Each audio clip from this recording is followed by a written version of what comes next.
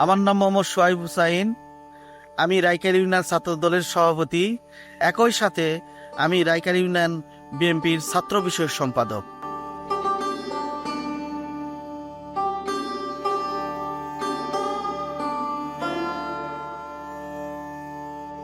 আমাদের অঙ্গ সংগঠনগুলো আছে, ছাত্র দল আছে, যুব দল আছে, স্বেচ্ছাসেবক দল আছে, কৃষক দল আছে, তাঁতি দল আছে এবং আমাদের ফাদার সংগঠন মেন বিএনপি যেটা আছে তার তার সাথে আমরা একত্রতা প্রকাশ করে অবশ্যই আমরা সেই প্রার্থীকে সমর্থন করে তার কথা মতো আমরা কাজ করব, তার অনুযায়ী আমরা এই ভোট পরিচালনা করব।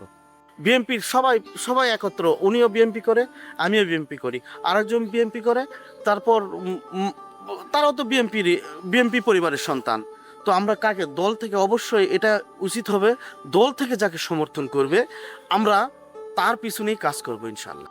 বিএনপির পক্ষ থেকে আছে আমাদের রাইকালি ইউনিয়নের সাধারণ সম্পাদক MU মোশাররফ হোসেন, আবার বিএনপির তরফ থেকে আছে শাহিনুর রহমান হামিদ, সাবেক চেয়ারম্যান। আবার বিএনপির পক্ষ থেকে আছেন জিল্লুর রহমান, প্রভাষক মোজাম্মেল হক, আমাদের প্রতিষ্ঠাতা, বিএনপির প্রতিষ্ঠাতা, তার সন্তান মোজাম্মেল হক, তিনি আছেন। আবার আরও আরও আছেন ক্যান্ডিডেট, তারা এখনো পর্যন্ত আমাদের সম্মুখে আসে নাই।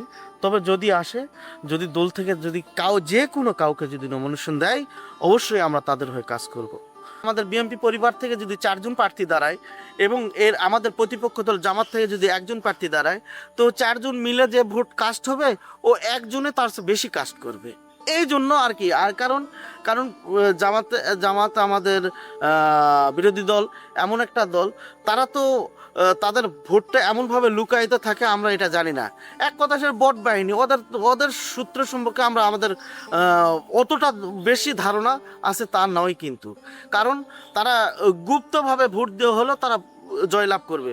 তবে এটা আমাদের সিনিয়র নেতৃবৃন্দদের উচিত হবে যে একজনকে নির্দিষ্ট করে দেওয়া, যার পিছনে কাজ করে, বিভিন্ন অঙ্গ কাজ করে এবং ভালো লাগে এবং আমাদের নির্দিষ্ট ভালো মানুষকে চয়েস করে দিবে, এটাই আমাদের প্রত্যাশা।